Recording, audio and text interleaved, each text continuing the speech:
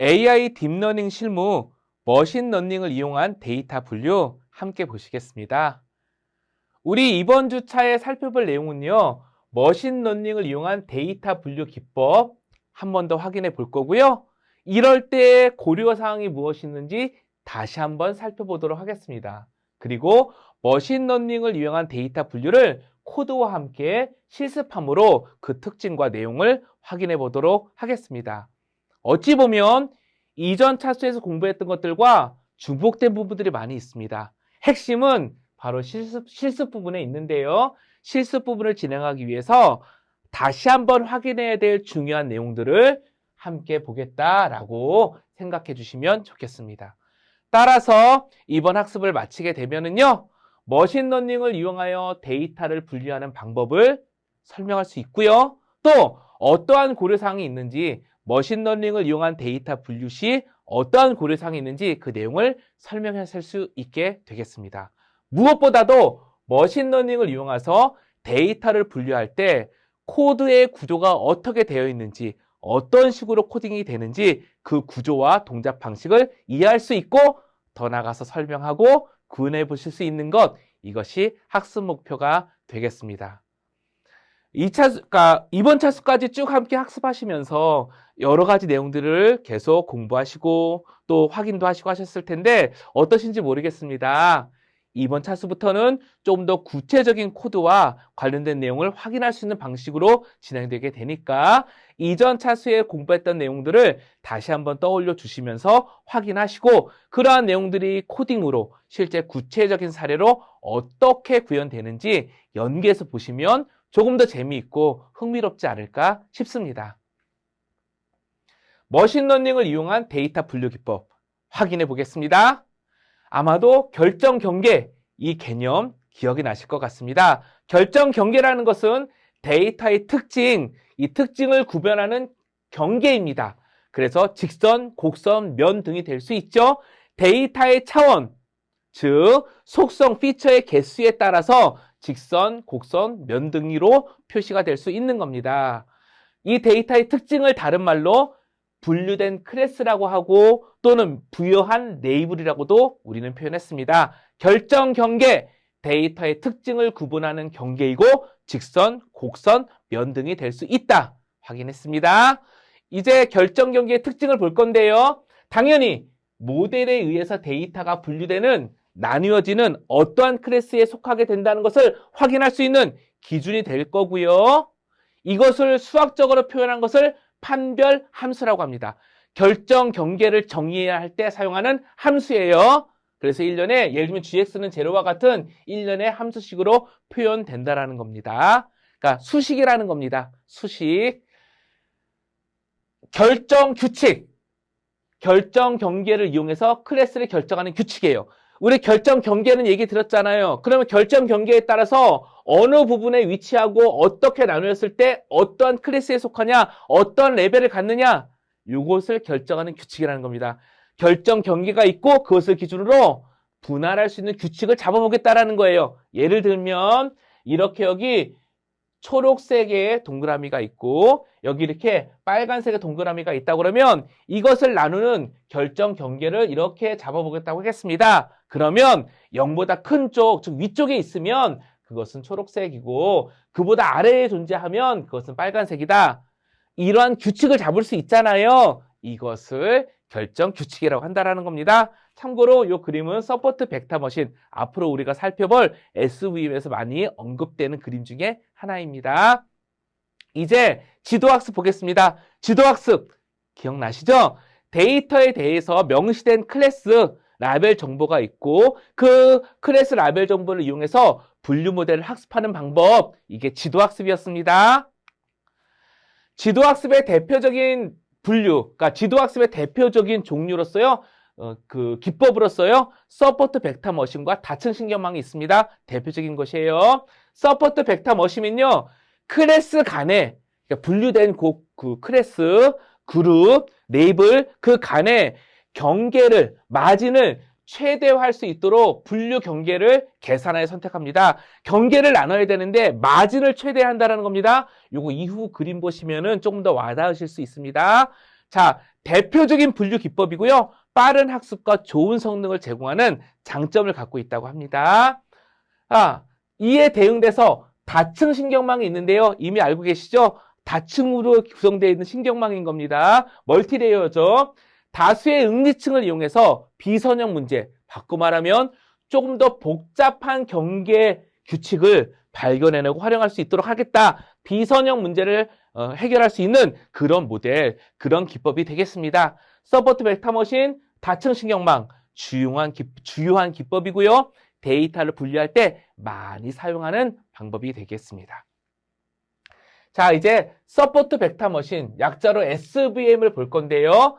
이미 확인하고 왔죠? 클래스 간의 마진을 최대화한다. 그러도록 분류 경계를 계산해서 선택한다는 겁니다. 여기 보시면요. 검은색 동그라미와 하얀색 동그라미가 있잖아요. 컴퓨터는 머신러닝 알고리즘은 반복해서 경계선을 나눠보고 반복해서 경계를 계산해보면서 가장 잘 나누는 게 어떠한 것인지를 반복적인 계산을 통해서 찾아내게 됩니다. 이거를 다른 말로 오차를 최소화하는 방향으로 조절해 가면서 경계를 찾는다고 이야기할 수 있습니다. 그런데 SVM은 뭐냐면요. 여기 보셔요. 이번에는 초록색 네모와 하늘색, 파란색 동그라미가 있는데 경계선을 그는다고 했을 때 이거 전부 다 잘 나누고 있죠? 그런데 아마도 가운데에 선을 긋게 된다 그러면 요 세 번째 근선 다시 해보겠습니다. 만약에 가운데 선을 제가 한번 열심히 천천히 정성스럽게 그어보겠습니다. 이게 아주 비뚤비뚤해지네요. 이렇게 이걸 직선을 그었다고 하면 각각의 클래스에 속해 있는 데이터들과의 거리가 가장 최대가 되겠지요. 즉 바꿔 말하면 가장 잘 나눠졌다고 볼 수 있겠지요. 이렇게 가장 잘 나눠지는 하나의 경계값, 하나의 선을 찾았을 때에 임의의 데이터를 분류할 때 조금 더 좋은 정확도로 잘 분류한다고 볼 수 있겠지요. 한쪽으로 치우친 경계보다는요. 이 내용을 클래스 간 마진이 최대가 되는 경계선이라고 이야기한다는 겁니다. 그리고 이러한 선들을 서포트 벡터라고 이야기를 하는 겁니다. 이렇게 클래스 간 마진을 최대화하도록, 즉 가장 잘 분류할 수 있는 하나의 경계선을 찾는 것, 경계를 찾는 것, 이것을 서포트 벡터 머신이라 한다는 거죠. 이게 개념이자 알고리즘이고요. 하지만 우리는 라이브러리를 이용해서 이것을 계산하고 라이브러리를 이용해서 그 계산된, 즉 찾아진 경계를 활용하게 되겠지요. 자, 이제 비주도 학습을 보겠습니다. 비주도 학습은요, 데이터에서 유사한 패턴을 발견해서 군집하고 모델링하는 방법이라고 하였습니다. 아마 기억이 나실 거예요. 대표적으로 군집화와 K-민스가 있는데요. 군집화, 클러스터링, 데이터의 유사한 정보를 기반으로 그룹을 찾는 방법이고요. 데이터를 군집 혹은 부분집합으로 분류한다고 합니다. 또 이것보다도 더 많이 우리가 들어볼 만한 게 K-민스라는 건데요. 중심값을 찾습니다. 데이터들이 있다고 하면 중심값을 잡고 그 중심값으로부터 거리를 측정해서 유사도가 높은 데이터들을 하나로 계속 모아가서 군집하고 또 중심점을 찾고 이것을 반복해서 분류해 보겠다라는 겁니다. 분류라는 말이 좀 헷갈릴 수 있으니까 이것을 반복해서 유사한 것끼리 모아서 군집을 한번 계산해 보겠다라는 겁니다. 자, 이때 사용하는 방식 중에요. 유클리디안 거리 등을 이용한다고 합니다. 그러니까 거리, 좌표가 있다고 하면은요. 이렇게 데이터들이 있잖아요. 이 상호 간의 거리를 계산하겠다라는 거예요. 이게 중심값이라고 하면 중심값으로부터의 거리를 계산하겠다는 겁니다. 이거를 좌표 가운데에 그 거리를 계산한다고 해서 유클리디안 디스턴스라고도 이야기를 합니다. 이것을 이용해서 데이터 간의 유사도를 계산한다라는 거지요. 자, K-민스를 보겠습니다. 자, 애니메이션이 돌고 있어서 좀 애매할 수 있는데요. 보실게요. 한 바퀴 더 돌려보겠습니다. 초기. 그 다음에 중심 잡고 한 번 더 계산. 중심을 이동해서 또 계산. 중심을 이동해서 또 계산. 이 과정을 반복하다 보면 가장 잘 분류되는 그 결과를 가질 수 있다는 겁니다. 중심값을 결정하고 데이터들의 중심값으로부터의 데이터 거리를 측정해서 유소하고 높은 데이터들을 하나의 군집으로 만들고 다시 중심값을 선택하고 이것을 반복해서 군집화를 진행한다라는 겁니다. 이게 K-민스가 되겠습니다. 이제 이러한 다양한 방법으로 데이터를 분류하고 또 활용하게 되는데요. 데이터의 특징을 구분하고 또 활용하게 되는데요. 이때 어떤 고려사항이 있을까요? 이미 우리는 학습을 하고 왔습니다. 다시 한번 보겠습니다. 과적합, 부적합, 학습한 모델의 품질을 저하시키는 데이터와 연관된 큰 특징이었지요. 과적합, 오버피팅이라고 하죠. 학습 모델이 데이터에, 학습을 위해서 사용하는 데이터에 너무 최적화가 되어서 실제 데이터, 우리가 정말 궁금한 데이터는 잘 분류하지 못하는 그런 문제가 발생해서 드롭아웃으로 계산할 수 있다고 했습니다. 부적합, 아예 데이터가 부족한 거예요. 그래서 정확도가 아예 떨어져 버리는 거죠.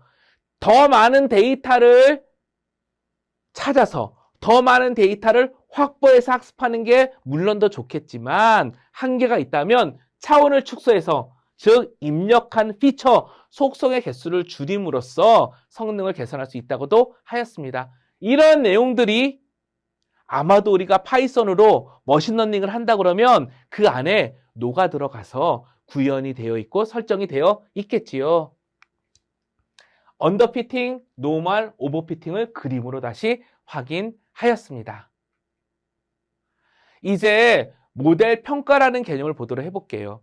우리가 이렇게 해서 머신러닝을 이용해서 데이터를 분류하고 활용하기 위해서 머신러닝 알고리즘을 이용해서 학습을 하고 그 학습한 내용을 얻었다고 해보겠습니다. 그러면 우리가 사용할 만큼 과연 모델 품질이 좋을까요?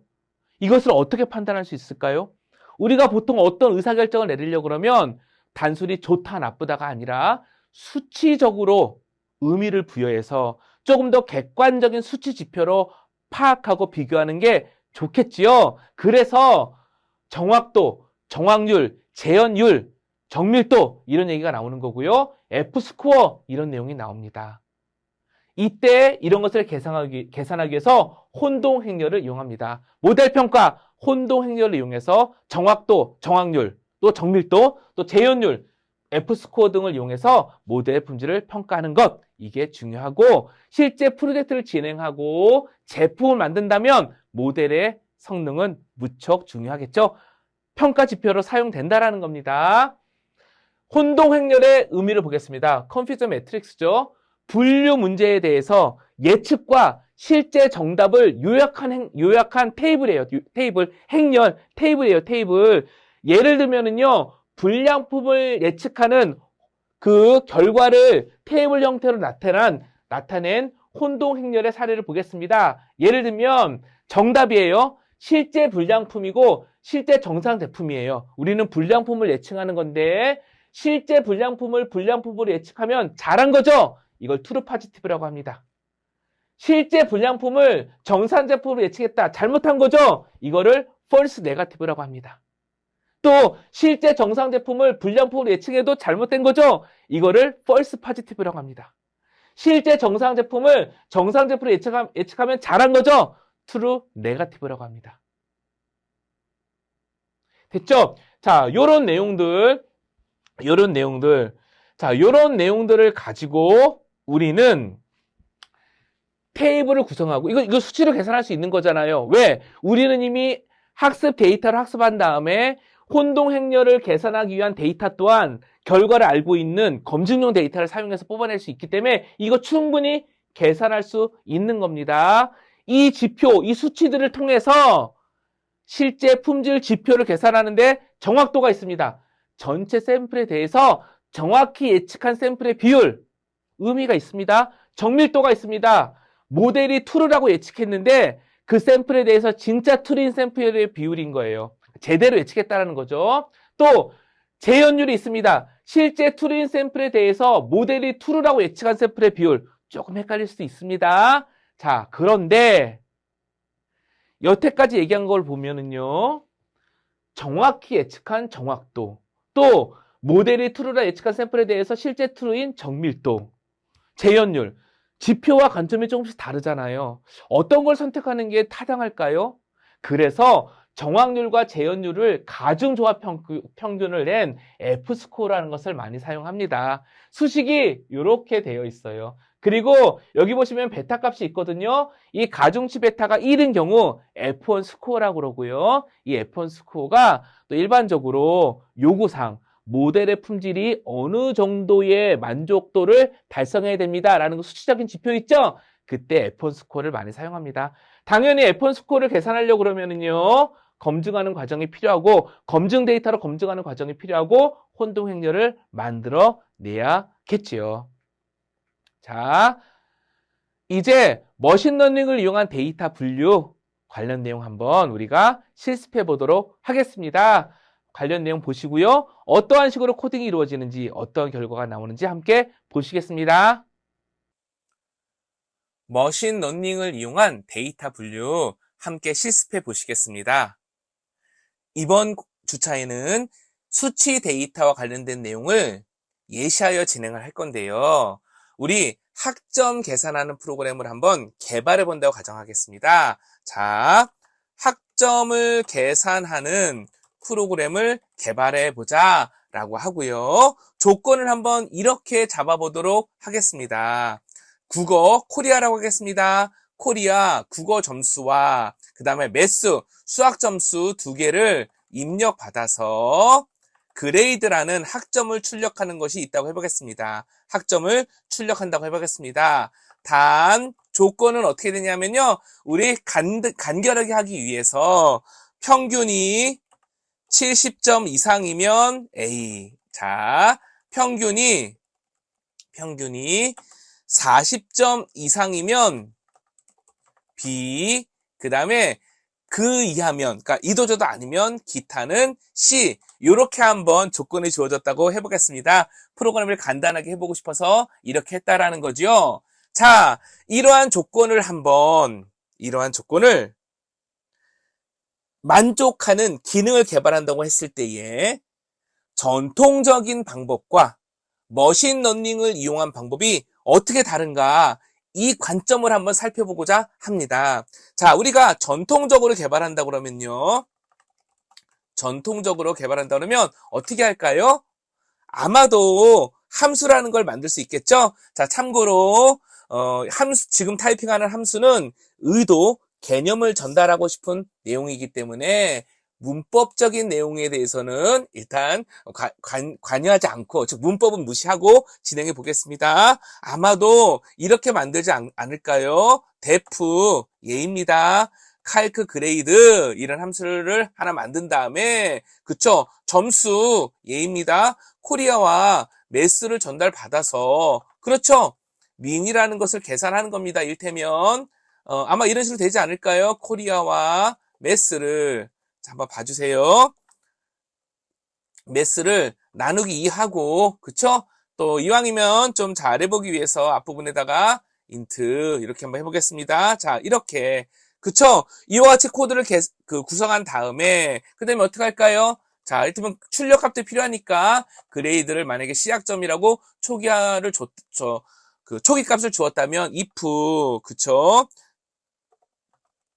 if 이렇게 해서 민이 70보다 크면, 그쵸? 크거나 같으면 그레이드는 A라고 하고, 맞죠? 자, 그 다음에 else if, 그죠? 만약에 40보다 민 값이 크거나 같으면 어떻게? 그레이드는 B라고 할 수 있고, 맞죠? 그도저도 아니면 어떻게 한다? 그레이드는 그대로 C가 되겠지요? 왜? 유지하고 있으니까 C를요. 맞죠? 이렇게 하면 각각 A, B, C가 된 거죠. 그 다음에 어떻게? 최종적으로 리턴 그레이드 이렇게 보겠습니다. 자, 우리 뭐 한 거죠? 예, 수학과 국어와 수학 점수를 입력받아서 평균 낸 다음에 조건에 따라서 학점을 반환하는 그런 함수를 만든 겁니다. 즉, 뭐라고요? 조건에 따라서 함수를 만든 거죠. 조건에 따라 함수를 개발하고 사용하는 겁니다. 맞죠? 자, 이러한 문제는 이렇게 함수를 직접 개발해서 사용하는 게 훨씬 타당하고 정확할 겁니다. 왜? 구현될 내용도 정확하게 알고 로직도 정확히 수립할 수 있으니까요.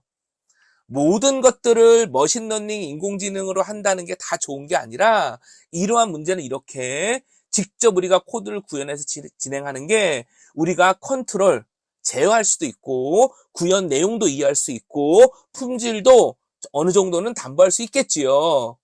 맞습니다. 모든 것을 머신러닝, 인공지능으로 푸는 게 아니라 머신러닝, 인공지능이 더 좋은 분야가 있고 정통적인 방법이 더 적합한 분야가 있다는 거죠. 자, 하지만 우리 과정의 특성상 또 수치 데이터를 머신러닝으로 처리해 보겠다는 개념에 따르면 이거를 머신러닝으로 하면 어떻게 진행할 수 있을까요? 머신러닝. 특히 우리가 알고 있는 지도학습 있죠? 예, 지도학습을 고려해 보겠습니다. 자, 그러면 어떠한 접근 방식이 필요할까요? 잠시 시간을 드리겠습니다. 학우님들, 우리가 알고 있는 머신러닝의 흐름에 따라서는 어떠한 방식으로 이 문제를 처리할 수 있을까요? 무엇이 먼저 필요할까요?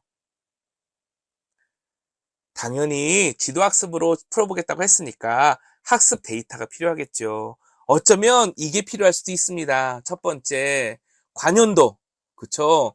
학점, 테이블, 엑셀 파일이 필요할 수 있겠죠? 예를 들면 이런 게 필요할 수 있을 겁니다. 여기에 코리아가 있고요. 여기에 매스가 있고요. 여기에 그레이드가 있다면 아마도 이러한 엑셀표 또는 학점 테이블이 있겠죠. 예를 들면 90점이고 매스도 90점이면 그레이드는 A야. 이런 것들이 쭉 저장되어 있는 값들이 필요할 수 있겠죠. 왜? 학습할 때 사용할 입력 데이터, 학습용 데이터가 있어야 하니까요. 맞습니다. 이게 필요합니다. 이런 것들을 예를 들면 예입니다. 한 2만 건 이 정도가 있다고 그러면 학습 데이터를 확보할 수 있겠지요. 자, 학점 계산을 원하시는 교수님이 계시다면 관연도 학점을 계산한 그 테이블을 달라고 해야 되는 겁니다. 맞죠? 자, 그러면 이렇게 학습 데이터, 학습을 하기 위한 데이터를 얻었다면 이제 우리는 이것을 어떻게 하죠? 예, 학습용 데이터와 검증용 데이터를 나누죠. 왜? 실제 학습을 시킨 다음에 학습 결과로 생성된 모델의 웨이트가 우리가 원하는 품질 수준에 맞는지 검증도 해봐야 되는 거니까요. 알고 있는 데이터를 집어넣어야 검증할 수 있잖아요. 맞습니다. 학습 데이터, 검증 데이터 이렇게 구성이 되는 겁니다.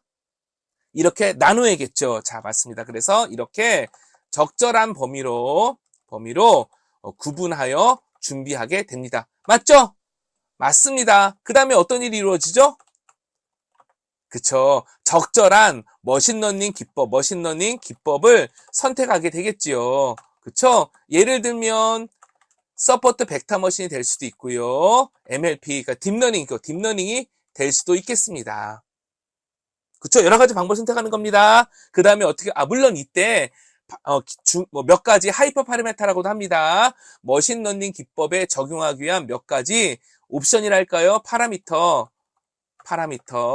설정이 필요하겠죠? 딥러닝이라고 하면은 액티베이션 함수는 무엇을 쓸까? 이런 것들이 필요할 수 있다라는 겁니다. 자, 그 다음에 어떻게 이루어지죠? 네 번째. 어떤 단계가 이루어지죠? 맞습니다. 학습 데이터를 이용하여 학습을 하고, 그 다음에 검증 데이터를 테스트 데이터 혹은 검증 데이터를 이용하여 검증 품질을 확인하게 되죠. 그래서 우리가 원하는 수준의 품질 정확도에 도착했다면 그 정도의 품질 수준을 믿고 사용하는 거죠. 자, 그러면 결과물이 뭐가 되는 거죠? 결과물? 예, 맞습니다. 웨이트가 되는 거죠. 웨이트 파일, 가중치 파일이 되는 거죠. 그러면 이제 결과가 되는 겁니다. 학습이 이루어진 겁니다. 그럼 이제 어떻게 되는 거죠? 자, 이렇게 학습한 결과를 이용해서 즉 뭐죠? 웨이트죠. 그쵸? 웨이트를 이용해서 적재해서 그쵸? 로딩한다는 겁니다. 로딩해서 그쵸? 로딩해서 구성한 머신러닝 모델 그쵸? 여기서 SVM이나 또는 딥러닝이 되겠죠? 를 이용해서 맞죠? 매번 추가적인 학습을 할 필요가 없잖아요. 학습한 결과를 사용할 수 있는 거잖아요. 이용해서 무엇을 한다? 예, 원하는, 그쵸. 새로운 또는 결과를 알고 싶은 실제 데이터. 그러니까 올해의 코리아와 매스를 입력해서 그 출력 결과를 정확도, 품질이라고 하겠습니다. 품질을 신뢰하고 사용하는 거죠. 그쵸. 그리고 또 하나, 이 결과는 어떻게 보면 100%로 맞다 틀리다 이게 아니라 우리가 기대한 품질 수준 99.9%, 99.5% 이러한 신뢰도를 갖고 신뢰하고 사용하게 되는 걸 것입니다. 따라서 우리 학점 계산을 그렇게 하면 안 되겠죠. 다시 말씀드리지만 우리는 머신러닝을 학습하기 위해서 이 과정을 진행하고 또 이번 주차를 진행하고 또 실제 실습을 머신러닝 코드로 진행을 하겠지만 모든 것을 머신러닝으로 푸는 것이 타당하는 건 아니다라는 것도 체크하고 진행해 보겠습니다. 자, 이제 기본적인 흐름을 설명드렸으니까 각각 관련된 내용을 코드를 통해서 한번 확인해 보도록 하겠습니다. 비주얼 스튜디오 코드를 통해 우리가 앞서 이야기 나눈 그 내용을 함께 진행해 볼 건데요. 서포트 벡터 머신으로 해보도록 하겠습니다. 자, 코드는요, 시간 관계상 제가 복사 붙여넣기로 진행을 할 텐데 해당 코드는 제가 함께 공유 드릴 테니까 직접 타이핑 하시면서 진행하셔도 좋고 복사가 공유 드린 소스 코드를 활용하셔도 좋겠습니다. 전체 흐름을 함수의 파라미터 단위로 자세히 설명드리기보다는 중요한 내용과 의도에 집중해서 설명드리도록 하겠습니다. 혹시 파이썬에 익숙하지 않으시거나 조금 어려우시다면 추가적인 학습도 함께 부탁드리겠습니다. 어떠한 방식으로 머신러닝을 이용해서 어떠한 방식으로 문제를 해결할까, 문제를 해결할 수 있는가, 그 부분에 집중을 하겠다라는 겁니다. 여기서 말하는 문제는 학점을 계산하겠다라는 것이 그 문제의 핵심이 되겠습니다. 어떻게 풀어지는지 텍스트로 타이핑했던 것들을 기억하시면서 함께 보시겠습니다. 자, 우리가 마지막으로 구성해놨던 파이썬 비주얼 스튜디오 코드 환경이고요. 우리 편의상 주차별로 한번 폴더를 만들어 가보도록 해볼게요. 자, 오른쪽 버튼 누르셔서 뉴 폴더 하셔도 되고요. 아니면 뉴 폴더 요 메뉴를 클릭하셔도 되겠습니다. 클릭하셔서 4주차 이렇게 만들어 놓겠습니다. 04. 그 다음에 이렇게 열어보시면 현재 아무것도 없죠? 밑에 있는 요 헬로우 파일은 일부러 지우지 않고 두었습니다. sjcu-ai 폴더에 있는 거고 04 폴더에 있는 거 아니니까 혼돈 없으시길 부탁드리겠습니다. 자, 이 상태에서 04 폴더에서 오른쪽 버튼 눌러서 뉴 파일 해보겠습니다. 그래서 자, make.csv.py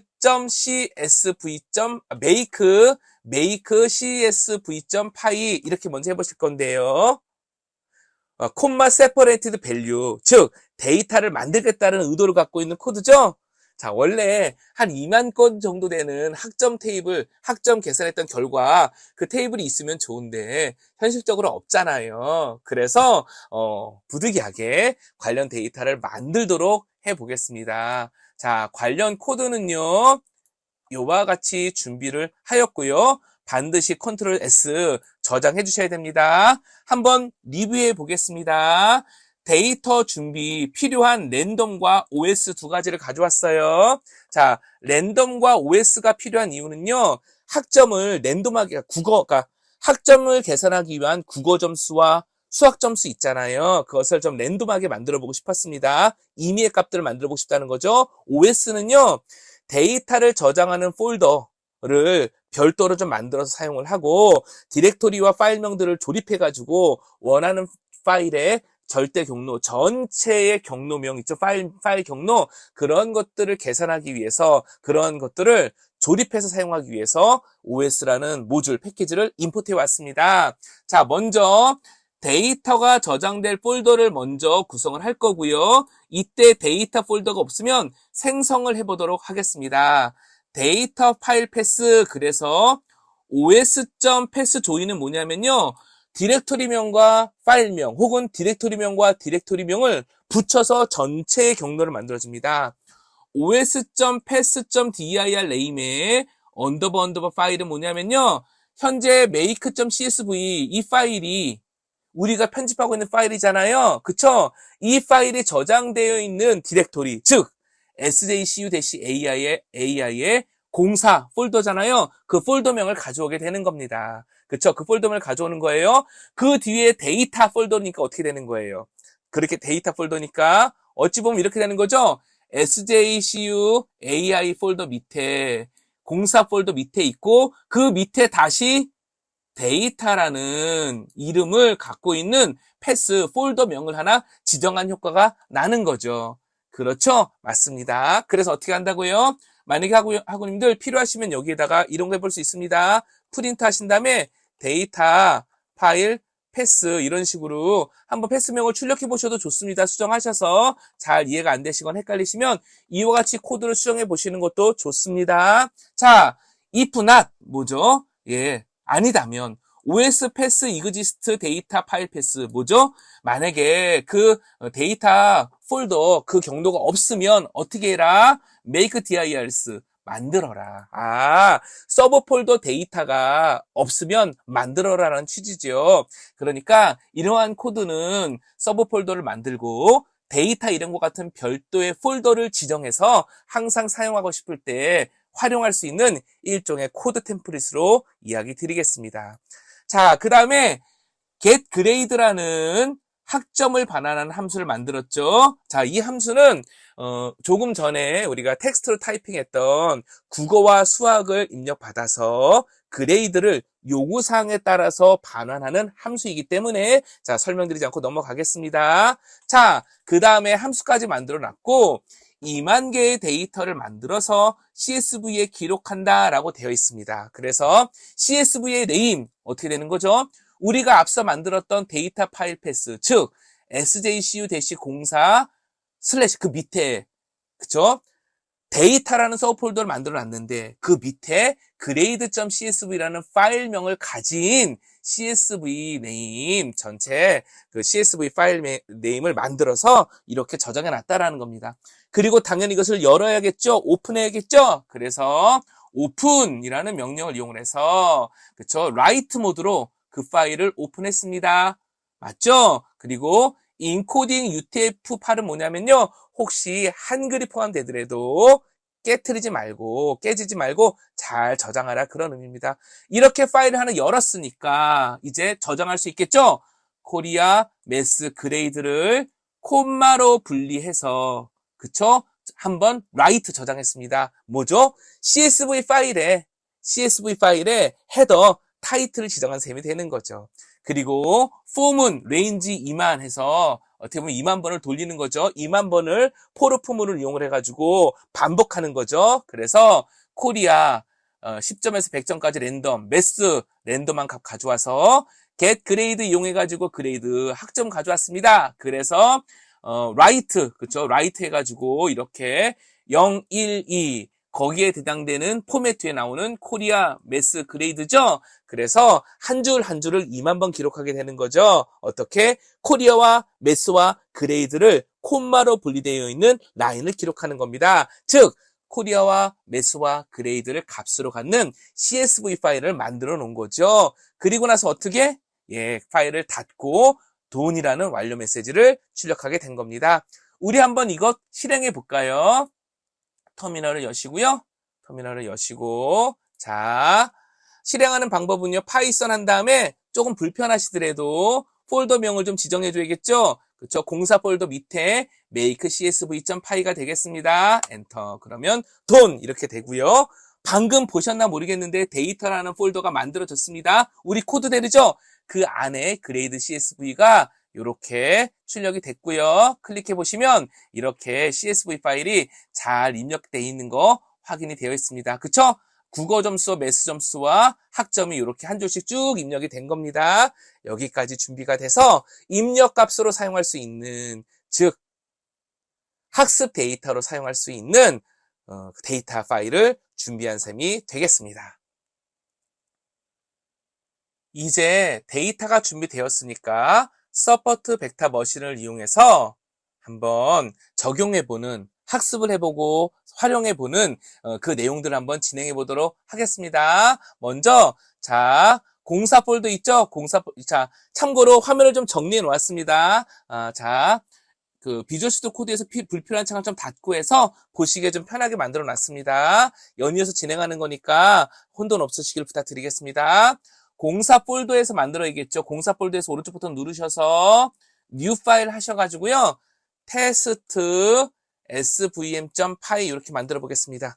일단 서포트 벡터 머신을 한번 테스트 해보겠다라는 그런 의도입니다. 자, 관련된 코드 또한 이렇게 복사해 놓았습니다. 한번 읽어보도록 하겠습니다. 서포트 벡터 머신과 그 다음에 몇 가지 라이브러리를 사용하기 위해서 기본적으로 필요한 패키지들이 있는데요. scikit-learn이라는 패키지가 필요합니다. 파이썬에서 사용할 수 있는 머신러닝 라이브러리죠. 당연히 설치하는 방법은 pip install scikit-learn이 되겠고요. 또 CSV 파일을 읽고 활용하기 위해서 판다스라는 좋은 라이브러리도 활용해 보도록 하겠습니다. pip install 판다스 이렇게 되겠죠. 설치가 필요합니다. 실행하기 전에. 자, 설치하는 방법 어렵지 않습니다. 마찬가지로 터미널을 이렇게 오픈하신 다음에 그대로 입력하시면 됩니다. 자, 복붙 하셔도 됩니다. 복사해서 붙여넣기 해볼게요. 이와 같은 방식으로 pip 한 칸 띄고 install 한 칸 띄고 scikit-learn 이렇게 하시면 됩니다. 혹시 버처 env 같은 가상 환경을 쓰신다면 가상 환경으로 진입하신 상황에서 하셔야겠죠. 자, 엔터 치시면 설치가 됩니다. 마찬가지로 pip install 판다스에서 실행해 주셔야겠죠. 자, 실행을 생략하겠습니다. 저는 이미 설치를 해놨고요. 설치하는 과정은 보여드리지 않겠습니다. 또 네트워크에서 다운로드하고 하는 속도가 시간이 걸릴 수도 있기 때문에 생략을 하겠습니다. 하지만 학우님들은 처음 진행하시는 거라고 하면 scikit-learn과 판다스를 꼭 설치해 주시고 진행하셔야만 합니다. 자, 이제 계속 보겠습니다. 필요한 라이브러리들을 임포트 해옵니다. 일테면 from scikit-learn import svm matrix죠. scikit-learn이라는 패키지로부터 svm과 matrix라는 모듈, 어떻게 보면 이것도 모듈이라고 불리기에는 좀 크겠지만 모듈이라고 하겠습니다. 아니면 서브 패키지라고 할까요?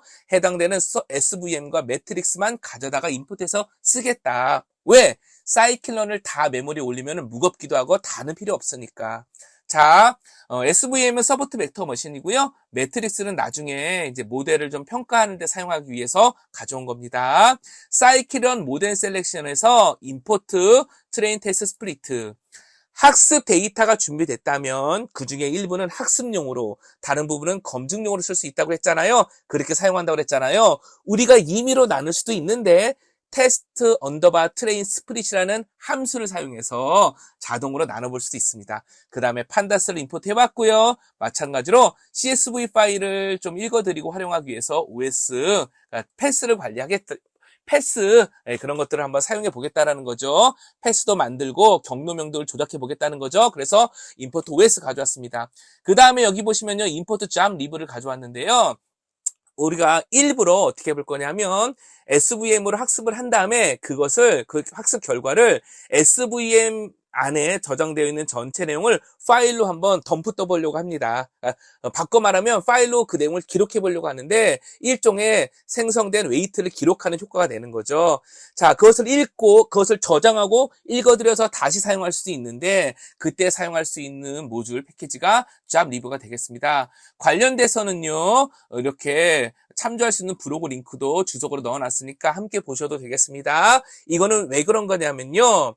그 scikit-learn의 externals라는 그 패키지 그 안에서 잡 리브를 쓸 수 있다라고 보통 알려져 있는데 이게 아마도 파이썬 버전이나 scikit-learn 버전에 따라서 충돌, 오류가 나는 부분이 발생한다고 합니다. 저도 경험을 했고요. 그래서 검색 등을 하다 보면 이렇게 다르게 사용할 수 있는 방법 또한 안내하고 있으니까 그 내용 참고 부탁드리겠습니다. 자, 만약에 잘 안 되시거나 문제가 있으시면 요 링크도 함께 읽어봐 주시면 좋을 것 같습니다. import job lib 이렇게 해서 job lib까지 가져온 것이고요. 자, 또 보겠습니다.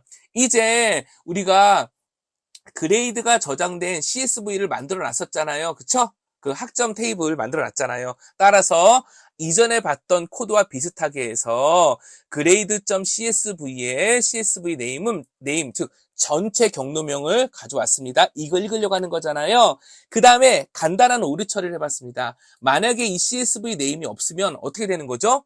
데이터 파일이 없는 거잖아요. make csv 파일을 먼저 실행해서 데이터를 만들어라는 의미로 프린터를 출력하고 종료시키는 코드도 넣어봤습니다. 프로그램을 개발하고 사용하려고 그러면 적절한 오류 처리, 예외 상황 또는 우리가 기대하는 것과 다른 환경이 있으면 안내하고 종료하거나 처리하는 게 필요할 수 있잖아요. 그런 것들도 함께 연습하였다라는 거죠. 자, 이제 CSV 파일이 있다고 하면 여기에 해당 CSV를 PD, 판다스죠. PD, 판다스. 참고로 판다스 as PD 이렇게 임포트 해왔기 때문에 판다스라는 전체 이름이 아니라 PD라는 약칭, 별칭으로 사용할 수 있죠. read CSV, 그래서 CSV를 읽었습니다. 그 얘기는 뭐죠? grade CSV, 이 전체 데이터. 어찌 보면 행과 열로 되어 있는 큰 데이터 프레임이잖아요. 데이터잖아요. 이것을 메모리로 판다스로 가져온 겁니다. 그래서 어떻게 하나 볼까요? 자, 데이터를 전처리하고 학습하기 좋은 구조로 만들고 학습 데이터와 검증 데이터로 분리를 하는데 지금 23번부터 31라인이 되겠습니다. 먼저 그레이드라는 우리 판다스를 읽어드는 이 그레이드 전체에서 그레이드 이 컬럼을 뽑아오는 겁니다. 그러면 뭐죠? 그레이드 해당되는 컬럼이 BBA와 관련된 학점이잖아요. 그 결과를 레이블해서 뽑아온 겁니다. 왜죠? 결과니까요, 결과. 레이블, 클래스니까요. 입력값과 결과를 각각 관리해 주는 겁니다. 그러면 입력값도 관리해 줘야 되죠? 그래서 그레이드 코리아 뭐죠? 국어 점수 34 이렇게 돼 있는 거. 그다음에 그레이드 매스 수학 점수가 되겠죠? 각각을 추출을 하는데 100으로 나누었습니다. 여기 그쵸? 그 이유는요. 뭐 굳이라는 생각도 할 수 있긴 하겠지만 혹시 여러 가지 문제 때문에 200, 300 이런 데이터가 있을 수도 있잖아요. 예, 그런 내용들을 적절하게 한번 필터링 해주겠다는 의미로 일종의 데이터 전처리 가공하는 개념을 한번 넣어봤습니다.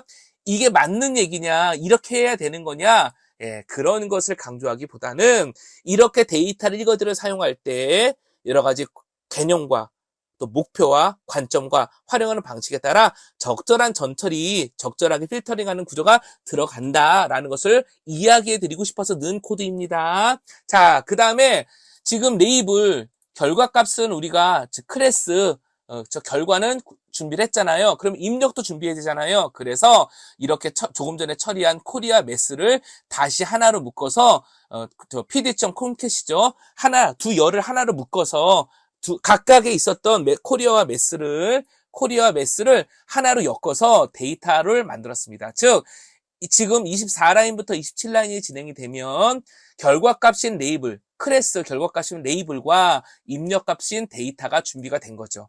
자, 그 다음에 데이터와 레이블을 train underbar test split이라는 함수를 이용을 해서 데이터 트레인, 레이블 트레인, 즉 학습할 때 사용할 수 있는 입력과 결과 클래스와 자, 데이터 테스트, 레이블 테스트, 검증할 때 사용할 수 있는 입력값과 결과값으로 나눈 겁니다. 학습 데이터와 검증되는 데이터를 나눈다고 그랬잖아요. 그것을 train underbar test split이라는 함수를 이용을 해서 만들어 본 거지요. 자, 그 다음에 여기까지 하니까 데이터가 준비가 됐죠? 학습을 해야 됩니다. svm.svc 서포트 벡터 머신 그 모델 하나 만들었고요. 학습은 일반적으로 fit이라는 걸 이용을 합니다. fit이라는 함수가 있습니다. 그래서 모델.fit 해서 데이터 트레인, 그쵸? 학습용 입력값과 레이블 트레인, 학습용 레이블, 결과, 클래스를 함께 전달하면서 fit 학습을 진행했습니다. 그럼 내부적으로 뭐가 생긴 거예요? 웨이트, 그죠? 가중치, 경계면, 경계값 계산이 된 거죠? 자, 이제 일부러 37라인부터 40라인은 일부러 해본 건데요. 데이터 파일 패스 안에 모델 언더바 웨이트.pkr, 피클 파일이라고 하는데요. 보통 피클 파일은요, 앞서서 말씀드린 대로 우리가 잡리브를 통해서 만들 건데 그 어떤 파이썬 객체 있죠? 객체가 갖고 있는 그 정보 그 자체를 모두 파일로 저장해 버리는 겁니다. 우리 입장에서는 웨이트를 저장하는 효과가 있다라고 이야기를 드리는 거죠. 그래서 먼저는 웨이트 전체 파일 경로명을 가져오고요. 만든 거죠. 데이터 폴더 안에 그레이드가 만들어졌듯이 데이터 폴더 안에 모델 언더바 weights.pkl이 저장되길 바란다는 거죠. 그래서 잡립의 덤프, 그래서 모델 그 내용 전체를 그 웨이트 pkl 피클 파일이라고 하는 게 좀 더 맞습니다. 우리는 웨이트와 관련된 그 정보를 파일로 저장했다는 의도로 쓰는 거지만 그대로 파이썬 객체를 그대로 덤프 떠서 파일로 만드는 피클 파일 구조가 되겠습니다. 이렇게 덤프 만들고 또다시 이제 다시 덤프 떠놓은 피클 파일, 즉 우리 입장에서 웨이트 파일을 다시 로드해서 모델로 가져왔습니다. 그러니까 저장하고 다시 읽었기 때문에 필요 없는 상황이잖아요. 그냥 유지하면 되는 거잖아요. 근데 이렇게 파일로 저장하고 그 저장한 것을 사용할 수 있다는 것을 보여드리기 위해서 38번부터 40라인은 작성해 본 겁니다. 자, 학습이 이루어졌고, 그쵸? 경계면, 그쵸? 웨이트, 경계값도, 경계면,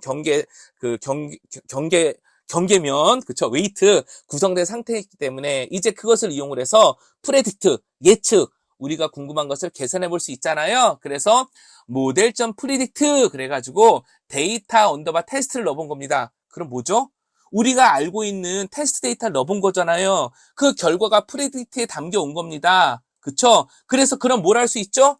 우리가 이미 알고 있는 테스트용 레이블과 프레딕트 값을 비교해보면 그쵸? 정확도나 이런 지표들을 계산해 볼 수 있잖아요. 그래서 이 부분은 모르는 데이터를 집어넣기보다는 어떻게? 검증용 데이터를 이용을 해서 모델의 품질을 평가해 보는 것으로 한번 확인해 본 겁니다. 그래서 애큐러시와 전체적인 레포트를 보는 거죠. 자, 여기까지 전체 내용을 설명드렸고요. 한번 실행해 보도록 하겠습니다. 자, 터미널 여시고요. 실행해 보겠습니다. 마찬가지로 파이썬 하신 다음에 한 칸 띄고 04번 밑에 04번 폴더 밑에 그쵸?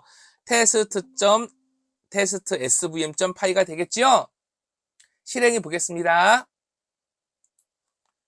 이와 같이 결과가 나왔습니다. 잠깐 한번 1, 2초 정도 잠깐 시간이 지난 상태의 결과가 나왔고요. 전체적으로 애큐러시가 0.997, 그러니까 이거 1이 100%입니다. 따라서 99.7%의 정확도가 되는 거고요. F1 스코어부터 시작을 해서 F1 스코어 이게 있죠? 굉장히 높은, 그쵸? 굉장히 좋은 품질의 모델이 만들어졌다. 웨이트가 계산이 됐다. 이렇게 확인이 되었습니다. 한번 여기까지 실행해 보셔서 서포트 벡터 머신이 어떻게 활용되는지, 데이터가 어떻게 처리되고 관리되는지, 그쵸? 그런 내용들. 또 계산해 놓은, 생성해 놓은 웨이트 또는 모델 정보를 어떻게 파일로 쓸 수 있고 읽을 수 있는지, 이거는 어떻게 보면 사용하는 라이브러리에 따라서 파일로 읽고 쓰는 방법, 웨이트를 저장하고 활용하는 방법은 다 달라질 수 있겠죠. 사용하는 라이브러리와 이런 어떤 구조에 따라서 그때그때마다 확인이 또 필요하다고도 이야기 드리겠습니다. 이제 또 다른 예제를 볼 건데요. 또 이제 화면을 그러니까 화면이 어지럽지 않게 하기 위해서 지금 편집 중인 이 코드는 이렇게 닫아 놓겠습니다.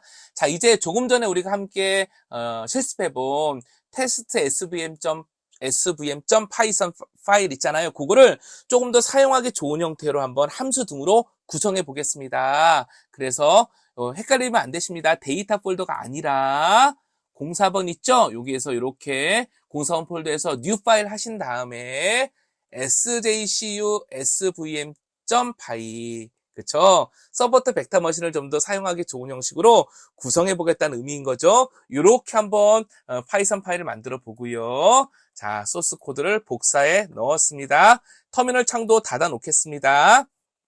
자, 이거 뭐냐면요.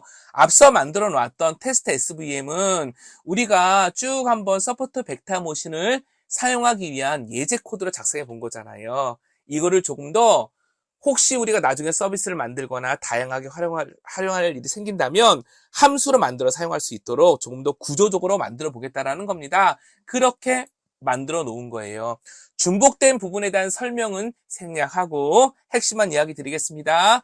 마찬가지로 사이클론과 판다스 등은 설치가 되어 있는 상황이어야 하고요. PIP 인스톨로 설치가 되어 있는 상황이어야 하고요. 앞서 설치해 놓았기 때문에 그 설명을 생략하겠습니다. 필요한 라이브러리 그대로 임포트 했고요. 마찬가지로 데이터 폴더도 이렇게 만들어 놨습니다. 이렇게 데이터 폴더도 폴더 전체 경로 있죠? 이렇게 구성해 놨습니다. 왜냐하면 CSV를 읽기도 하고 웨이트도 저장하고 이래야 되는 거니까요. 참고로 조금 전 우리가 실행했던 테스트 SVM 있었잖아요. 실행 결과로 데이터 폴더 안에 모델 언더바 weight.pkl이 만들어졌습니다. 덤프 뜬 거죠? 피클 파일 만든다고 했잖아요. 그게 들어 있습니다. 물론 이것도 만드는 코드도 함께 지금 새로 작성한 이 파이썬 코드에 포함이 되어 있고요. 일단 그것을 위해서 데이터 폴더에 전체 경로를 담아놨다는 겁니다. 웨이트를 만들어주는, 즉 학습을 하는 make weigh라는 함수를 하나 만들고요. 그 다음에 그것을 이용을 해서 우리가 궁금한 계산해보고 싶은 코리아와 매스를 전달해서 결과값을 한번 예측해보는 run svm 이렇게 한번 두 개의 함수를 만들어 본 겁니다. 자, 먼저 make weight 우리가 앞서서 이미 봤던 대로 그레이드 읽어드리고요. 자, 뭐죠? CSV 파일 당연히 make weight의 파라미터로는 CSV 파일 입력 데이터가 와야겠죠. 그래서 CSV 파일을 읽고 동일하게 테스트와 학습 데이터를 분리하고 동일하게 데이터 처리하고 학습용 데이터와 테스트, 즉 검증 데이터로 분리하는 그쵸? 그 과정 그대로 진행했습니다. 마찬가지로 동일하게 서포트 벡터 머신 그쵸? 모델 객체 만들고 학습, 핏으로 학습을 시켰고요. 마찬가지로 우리 모델 언더바 웨이트 pkl 파일로 덤프, 즉 모델의 정보를 저장해 놓은 구성을 했습니다. 일부러 그것을 새로 로딩하진 않았습니다. 이 부분은 저장하는 데만 목적이 있지 굳이 다시 로딩할 필요는 없었기 때문입니다. 이 소스 코드의 구현 의도상 다시 로딩할 필요는 없어서 이 부분은 주석 처리해 놨습니다. 자, 그 다음에 이렇게 해서 모델을 만들었지만 그 결과까지 살펴볼 수 있으면, 즉 정확도라든지 품질 지표까지도 한번 살펴볼 수 있으면 좋잖아요. 그래서 테스트 데이터를 통해서 검증을 하고 그 결과를 레포팅하는 코드는 그대로 유지해 놓았습니다. 앞서 설명드린 내용 그대로입니다. 자, 이제 run svm 함수를 보겠습니다. 코리아와 매스를 전달받으면 당연히 모델 언더바 hpkl 파일이 있어야지만 처리할 수 있겠죠? 왜? run svm이 실행될 당시에 매번 학습할 필요는 없다는 겁니다. 이미 학습이 되어 있다면 그 웨이트를 재사용하면 되는 거잖아요. 사용하면 되는 거잖아요. 매번 학습을 하는 건 아니잖아요. 따라서 모델 언더바 weight pkl 파일이 있는지를 확인하고 그게 없으면 모델이 없습니다. 학습을 먼저 해주세요. 당연하겠죠. 자, 그 모델 파일, pkl 파일이 있다. 그럼 어떻게 한다? 자, 그것을 읽어드려서 여기 모델 있죠? 자, 모델 읽어드렸습니다. 이 모델은 뭐죠? 이렇게 읽어드린 모델은 뭘까요?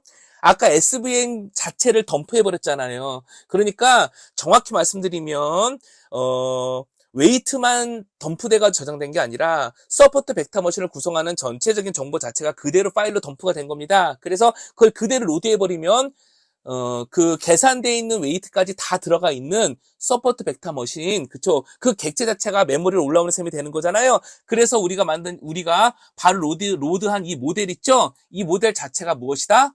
예, 바로 그 서포트 벡터 머신, 학습된 그 상태라고 볼 수 있다라는 겁니다. 자, 그 다음에 이렇게 모델을 다시 읽어드렸으니까 한번 사용해서 예측을 해볼 건데요. 자, 코리아 매스 전달받았잖아요. 우리 학습할 때와 동일하게 코리아 매스 100으로 나눠준 그 값을 그대로 이용할 거고요. 자, 판다스 데이터 프레임을 이용할 겁니다. 왜? 학습할 때도 그렇게 했잖아요. 그래서 코리아 점수, 매스 점수로 되어 있는 자 이렇게 데이터 프레임을 하나 만들 거고요. 학습해야겠죠? 맞습니다. 모델.predict에서 우리가 코리아 매스 파라미터로 가져온 것을 이용한 데이터 프레임을 전달해서 프레딕트 해볼 거고요. 그 결과를 이렇게 반환하는 것을 구성해 본 겁니다.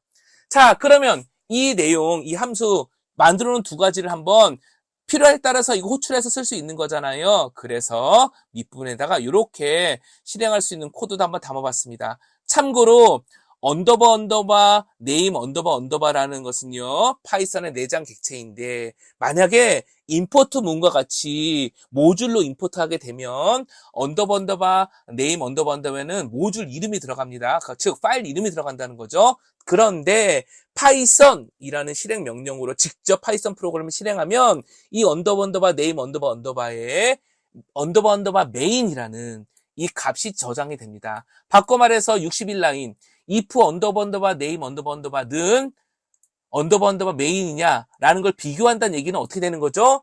임포트로 이 sjcu svm 파일을 임포트로 로딩한 것이 아니라 파이썬으로 직접 실행한 경우라는 얘기가 되는 거잖아요. 이렇게 모듈을 만들어 놓은 다음에 임포트로 사용할 때와 파이썬으로 직접 실행할 때를 구분해서 코딩을 하고 싶을 때는 이와 같은 기법을 이용을 합니다. 그래서 이 상태에서 자, 일단은 우리가 만들어 놓은 함수를 테스트해 보려고 하는 거니까 앞서 만들어 놓은 그레이드 CSV를 읽고요. 자, 읽어야 되잖아요. 그렇죠? 정확히 말하면 읽는다기보다는 grade.csv가 있는지를 먼저 확인해 봐야겠죠. 그래서 만약에 없다면 앞서서 우리가 잠깐 살펴본 것과 같이 make csv 파일을 먼저 실행하세요 라고 하면서 종료시키는 거고요. 그러면 grade csv가 있는 거잖아요. 그러니까 make wait 우리가 앞서 만들어 놓은 함수죠. 여기에 CSV 파일을 전달해서 그 CSV 파일을 읽어서 학습할 수 있도록 호출을 하는 겁니다. 자, 그럼 어떻게 되는 거죠? make wait CSV 파일을 이용해서 학습이 이루어진 겁니다. 즉, wait 파일, 정확히 말하면 SVM 그 객체가 파일로 덤프된 그 구조가 준비가 된 거죠. wait 파일을 저장한다는 것을 지금은 SVM 객체 자체가 파일로 덤프됐다는 것과 같은 개념으로 설명하는 겁니다. 자, 그 다음에 코리아는 90, 매스는 80 뭐죠? 코리아와 매스 점수 이렇게 한번 설정해 본 다음에 90에 80이면 매우 높은 확률로 A학점이 나와야 되잖아요. run SVM 코리아 매스 해가지고 그레이드를 한번 예측해서 얻어온 겁니다. 그쵸? 어떻게 된 거죠? 앞서서 우리가 만든 run SVM 함수 코리아 매스의 파라미터로 전달한 셈이 되는 거잖아요. 맞습니다. 그래서 결과적으로 코리아와 매스와 예측한 결과인 그레이드를 출력해보는 함수를 이렇게 만들어 본 거지. 그러니까 출력해보는 프린트문을 이렇게 작성해 본 거죠. 그러면 어떠한 식으로 최종적으로 결과가 나는지 실행해 보도록 하겠습니다. 아마도 잘 동작이 될 것 같습니다. 자, 실행해 보도록 하겠습니다. 파이썬, 그쵸? 04 폴더 밑에 sjcu svm.py죠? 한번 실행해 보도록 하겠습니다. 역시 1, 2초 정도 건드린 다음에 물론 우리 학우님들 PC 사양 등에 따라 조금 더 시간은 달라질 수 있습니다. 빨라질 수도 있고 느려질 수도 있습니다. 제 경우 한 1, 2초 정도 있다가 이렇게 실행 결과가 나왔습니다. 코리아 90, 매스 80을 주었더니 자 이렇게 그레이드가 A로 잘 표시가 된 걸 확인됩니다. 앞서서 우리가 살펴본 애큐러시가 0.996 저는 이렇게 나왔거든요. 약 99.6% 정도의 정확도를 기대하면서 그레이드 A를 쓰겠다라는 거죠. 자, 여기까지 해서 서포트 벡터 머신을 이용을 해서 학점을 계산하는 문제를 풀 수 있다는 걸 해봤고요. 아울러서 이렇게 만들어 놓은 웨이트 또는 서포트 벡터 머신의 그 모델 정보를 어떻게 사용할 수 있는지도 모듈화해서 함수로 만들어서 한번 구성해 보았습니다. 구체적으로 이러한 방법을 이용해서 서비스를 만들거나 기능을 구성해 간다 그러면 방금 우리가 개발해 놓은 그쵸? run SVM 혹은 make wait 이런 함수들을 호출해서 적절하게 전체 서비스를 연계해 가게 되겠지요. 이제 조금 전에 우리가 살펴봤던 내용을 콜앱에서 딥러닝, 즉 신경망을 이용해서 한번 진행해 보도록 하겠습니다. 우리 콜앱을 열어주시고요. sjcu-ai.ipynb 우리가 기본으로 사용하고 있는 이 실습 파일 계속 이용하겠습니다. 자, 지난 과정에서 진행했던 것 이후에 계속해서 코드 등을 추가할 건데요. 편의상 또 레이블 하나 만들어 놓고 진행해 보겠습니다. 자, 마우스 살짝 올리셔서 텍스트 하신 다음에 여기다 이렇게 입력해 볼게요. 공사주차 이렇게 해놓고요. 굵게 하고 텍스트 폰트 키우는 거 있죠? 이렇게 한번 해보도록 하겠습니다. 텍스트 폰트까지 키워서 이렇게 레이블 역할을 해주게 해놨고요. 자, 그 밑에다 바로 코드를 입력할 수 있는 환경까지 구성해 놓고 진행해 보도록 하겠습니다. 역시 서포트 벡터 머신과 관련된 코드에서 설명드린 내용은 제외하고 중요한 내용 중심으로 빠르게 살펴보도록 하겠습니다. 먼저 당연히 데이터 준비가 필요하겠죠? 그래서 서포트 벡터 머신에서 사용했던 그것과 동일한 혹은 유사한 소스 코드를 그대로 이렇게 복사해 넣었습니다. 자, 기본적으로 구글 콜앱은 머신러닝과 관련된 딥러닝과 관련된 중요한 라이브러리들이 이미 설치돼서 제공이 되고 있습니다. 물론 이제 CSV를 만들 때는 큰 관계가 없지만 이후에 진행할 코드를 위해서 별도의 라이브러리를 설치할 필요까지는 없습니다. 다만 우리 전체 과정에서는 추가적인 라이브러리 설치가 필요할 수도 있는데요. 해당 주차에 함께 설명드리도록 하겠습니다. 먼저 바로 조금 전에 우리가 함께 살펴봤던 grade.csv를 만드는 그 코드 구성하고 바로 실행해 보겠습니다. 실행하시면 자, 이렇게 금방 결과가 나오고요. 저 같은 경우에는 이미 런타임을 연결하는 상황, 즉 램 디스크 같은 컴퓨팅 자원이 할당된 상태이기 때문에 바로 결과가 나온 거고요. 이게 돈 이렇게 떨어졌죠? 결과가 나온 거고요. 학우님들은 조금 이렇게 준비가 필요한 과정 때문에 시간이 좀 어느 정도 진행 다음에 실행 결과가 표시될 수 있습니다. 자, 여기서 그러면 간단한 문제. 이 CSV 파일은 어디에서 확인할 수 있을까요? 우리가 비주얼 스튜디오 코드 같은 경우에라 그러면 데이터 폴더를 만들고 거기에 저장하고 막 이런 식으로 했었는데 지금 보시면 그런 내용들이 현재 없습니다. 그냥 CSV를 만들기 위한 데이터 파일 이런 거 필요 없이 그냥 CSV 자체만 만들려고 한 거예요. 데이터 서브 폴더 이런 내용이 지금 없습니다. 그러니까 코드가 동일하면서도 조금은 다르다는 얘기했습니다. 기본 구조와 의도는 같지만 몇 가지 소소한 부분은 다르다. 이 얘기를 드렸습니다. 자, 결론부터 말씀드리면요. 오른쪽에 보시면 여러 가지 여기 이렇게 메뉴들이 있는데요. 툴바들이 있는데 맨 마지막에 파일이라고 되어 있는 부분 있죠? 요거 클릭해 보시면 왼쪽에 창이 탁 열리면서 grade.csv 이렇게 저장된 게 확인이 됩니다. 물론 요거 더블 클릭하시면 다시 오른쪽에서 창이 탁 열리면서 코리아 매스 그레이드가 이렇게 이만큼이죠. 잘 만들어졌다는 것을 확인하면서 프리뷰로 보여주게 됩니다. 어떻게 보면은 CSV라는 걸 알기 때문에 콜앱에서는 조금 더 보기 좋은 형식으로 레포트 형식으로 잘 보여주고 있는 거죠. 이렇게 확인 가능합니다. 물론 세션 또는 해제된 런타임이 제거되고 세션이 종료가 되면 grade.csv와 같이 저장한 저 데이터도 사라지게 됩니다. 계속 유지하고 싶으시면 구글 드라이브 등에 직접 저장하거나 또는 구글 드라이브에 저장된 것을 가져와서 사용하실 필요성도 있습니다. 그 부분은 일단은 현재는 더 설명드리지 않고 이런 방법이 있다 정도만 가이드 드리고 넘어가 보도록 하겠습니다. 이렇게 그레이드 CSV가 만들어졌고 이제 우리 바로 딥러닝, MLP를 바로 사용할 수도 있는데요. 우리 그냥 재미삼아 코드를 하나 더 작성해 보겠습니다. 혹시 이렇게 지금 저장해 놓은 그레이드 CSV에 있는 데이터가 분포도를 그린다면 어떻게 그려질 수 있을까요? 절반은 재미로, 또 절반은 우리 과정과 관련해서 우리가 확보하고 사용할 수 있는 데이터의 통계적인 특징이 어떻게 돼 있는지도 사전에 검토하고 필요에 따라 적절하게 전처리를 할 수 있다면 더 좋겠잖아요. 그 과정에 대한 예제로 한번 차트를 그려보도록 하겠습니다. 그래서 이렇게 코드 한 줄을 더 넣어서 차트 그리는 코드를 한번 넣어볼 건데요. 다시 말씀드리지만 이 해당 소스 코드는 복사해서 붙여넣기 방식으로 저는 진행을 할 거고요. 안 그러면 시간이 너무 많이 걸리고 오타도 날 수 있으니까요. 학우님들께도 공유 드릴 테니까 적절하게 참고 부탁드리겠습니다. 자, 맵프론 리뷰에서 제공해주는 차트 기능을 이용할 건데요. 맵프론 리뷰를 사용하겠다고 하고 판다스도 사용하려고 합니다. 왜? CSV 읽어야 되니까. 그래서 7라인에 보시면 그레이드 CSV를 읽어드리고요. 그래프를 표시하기 위한 준비를 합니다. 이렇게 준비를 합니다.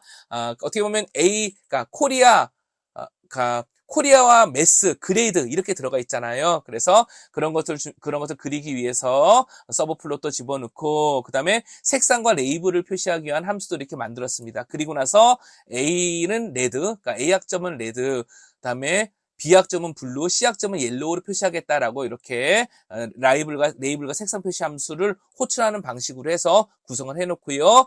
AX.레전드 레전드 해가지고 그림을 그리는 구성으로 해놓았습니다. 매플론 리뷰를 어떻게 더 사용할 수 있냐 더 궁금하시면요. 매플론 리뷰 홈페이지에 가시면 예제들이 잘 나와 있습니다. 추가적으로 학습해 주시길 부탁드리고요. 물론 제가 주차별로 공유드리는 자료 등을 통해서 더 심화 학습해 주시는 것을 권장드립니다. 하지만 현재 우리 이번 회차에서는 핵심은 아니니까 요 정도 흐름 정도만 말씀드리고 바로 결과를 보도록 하겠습니다. 실행해 보도록 하겠습니다. 자, 실행을 하게 되면 바로 그림이 나오죠? A학점, B학점, C학점의 분포가 이렇게 되고요. 계산을 보면 맞을 것 같아요. 그렇죠? 왜냐하면 우리가 평균 70점 이상이면 A, 다음에 40점 이상이면 B, 그렇지 않으면 C학점을 놨으니까 학점에 따라서 A, B, C 분포가 이렇게 되겠지요. 자, 이런 식으로 데이터의 분포도 확인할 수 있다 정도까지 살펴보았습니다. 그 다음에 콜앱에서 이제 빠져나오시고 나중에 다시 sacu-ai.ipynb 파일을 읽어드리면 지금 이렇게 계산해서 표시된 그림까지도 그대로 결과물이 저장되어 있습니다. 그래서 ipynb를 노트북이라고 표현하기도 했다고 했습니다. 코드와 결과, 텍스트 함께 묶어서 관리하고 있는 상황이라는 거지요. 자, 이제 우리 계속 이야기 드렸던 MLP, 그러니까 딥러닝을 이용을 해가지고요. 한번 문제를 해결하는 과정을 보도록 하겠습니다. 역시 그러니까 예제 그러니까 코드를 하나 추가를 하고 저는 복사 붙여넣긴 하겠습니다. 설명을 드린 다음에 한번 실행 결과를 보도록 하겠습니다. 자, 코드를 입력할 수 있는 셀을 하나 만들고요. 저는 한번 이렇게 준비된 소스 코드를 가져다가 붙여넣기 복사해 보도록 하겠습니다. 자, 함수의 세부적인 내용들이 있잖아요. 함수의 세부적인 내용이나 파라메타 이런 부분들은 너무 복잡하거나 거기까지 설명드리면 너무 시간이 많이 걸릴 수도 있으니까 필요에 따라 매뉴얼이나 다른 자료들을 적절히 참조하셔서 심화 학습해 주시길 부탁드리고요. 어떠한 식으로 라이브러리를 사용하고 딥러닝을 활용하는지 문제를 풀게 되는지 그 흐름 중심으로 한번 중요한 내용 중심에 집중해서 살펴보겠습니다. 텐서플로우 케라스 라이브러리를 이렇게 임포트해 오고요. 그 다음에 시퀀셜이라는 그러니까 그 레이어 있죠. 레이어 딥러닝을 구성하는 레이어를 하나씩 추가해서 계층을 이루어서 사용하겠다라는 시퀀셜이라는 그 구성 방식 그 구성 방식을 활용하기 위해서 임포트 시퀀셜을 해봤고요. 그다음에 댄스, 드롭아웃, 액티베이션, 인풋 이런 식의 어떤 또 라이브러리 패키지 모듈을 가져다가 사용하고자 합니다. 딥러닝을 구성하기 위한 하이퍼 파라메타, 입력값의 갭수, 출력값의 갭수, 그다음에 드롭아웃은 어떻게 할 거냐, 액티베이션 함수는 어떻게 처리할 거냐 이런 것들이 필요하다고 하였는데 그런 것들을 코드로 구현하기 위해서 가져온 겁니다. 그 다음에 얼리 스토핑이라는 것들도 사용하기 위해서 가져왔는데요. 이것은 학습을 진행하다 보면 딥러닝 같은 경우에는 반복해서 계속해서 학습을 하게 되는데 반복을 하는 가운데 더 이상 반복하는 게 필요가 없겠다. 왜? 더 이상 정확도가 올라가지 않고 로스가 줄지 않는다. 그러면 중간에 멈추는 게 더 타당할 수도 있잖아요. 그런 것들을 계산해서 처리하기 위해서 얼리 스토핑이라는 것도 가져다 쓰고자 라이브러리를 임포트해 왔습니다. 판다스와 넘파이 필요하니까 당연히 사용하는 거고요.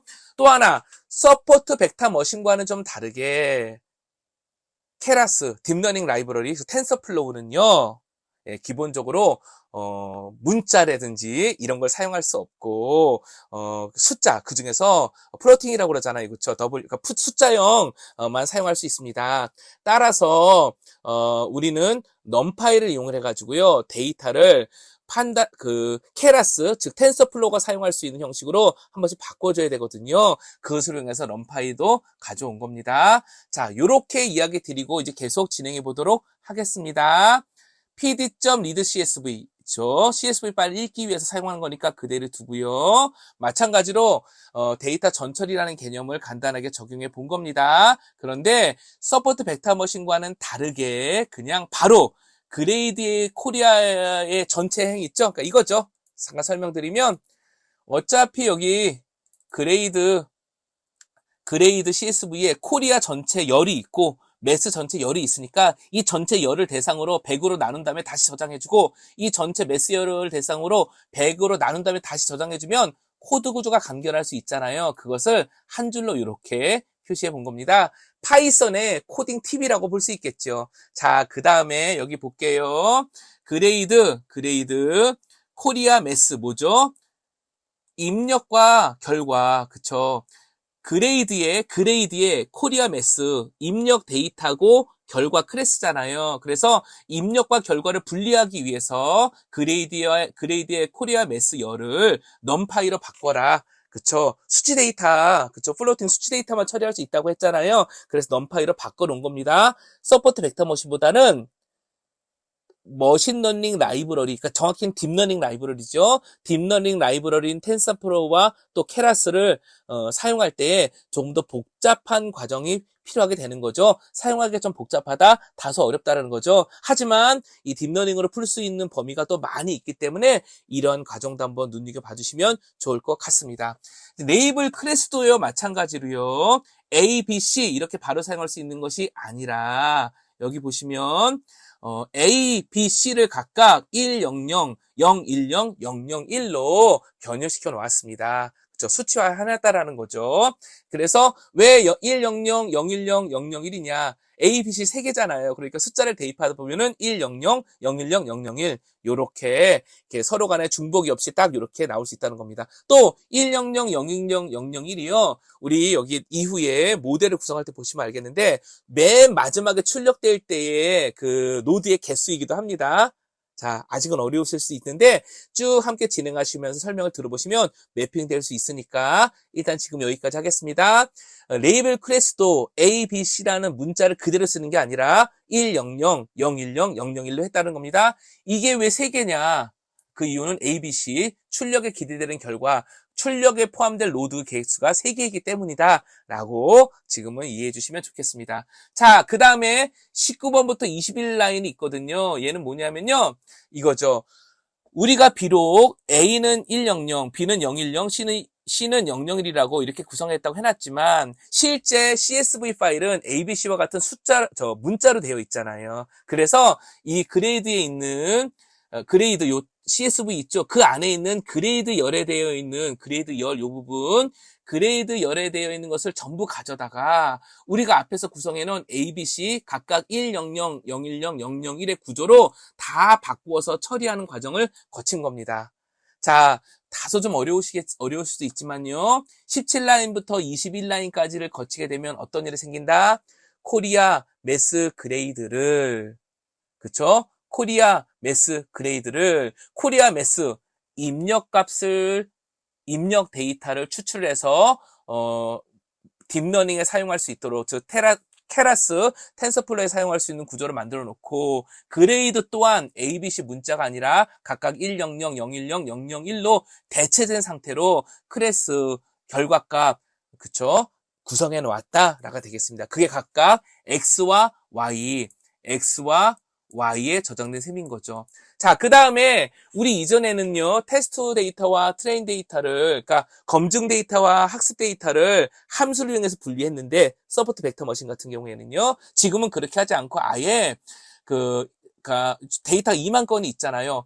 15,000건은 학습을 위해서, 5,000건은 검증을 위해서 직접 우리가 이렇게 구간을 나누어 가지고 직접 X 언더바 트레인, Y 언더바 트레인, X 언더바 테스트, Y 언더바 테스트로 이렇게 분리해서 저장해 놓았습니다. 참고로 여기가 X 첫 번째 라인부터 가는 이유는요, CSV 파일 있잖아요. 그쵸? CSV 파일에 보시면은 뭐라 그럴까? 첫 번째 있죠, 첫 번째. 예. 첫